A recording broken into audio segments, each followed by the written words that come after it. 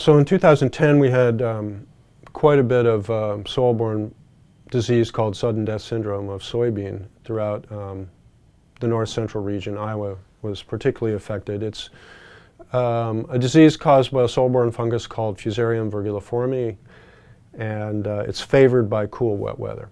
And 2010 contributed to major losses in soybean because of this pathogen due to the weather pattern.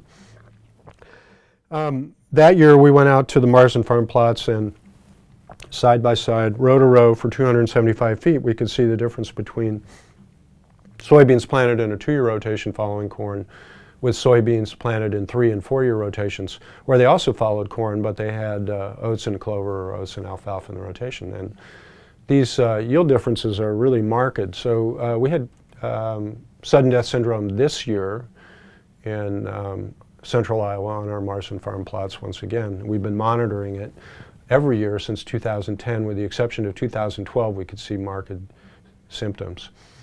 This year, between the 2-year soybean plots and the 4-year soybean plots, we saw a 13 bushel an acre difference. Okay, we went from 48 to 61 bushels.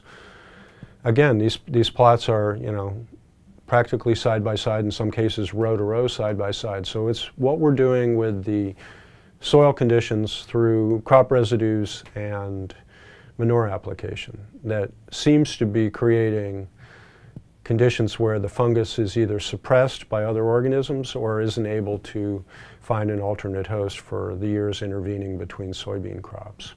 Corn is an alternate host for this fungus, Fusarium virguliforme. And in each of our rotations, soybean follows corn. So that's similar in all the systems. It must be something else going on.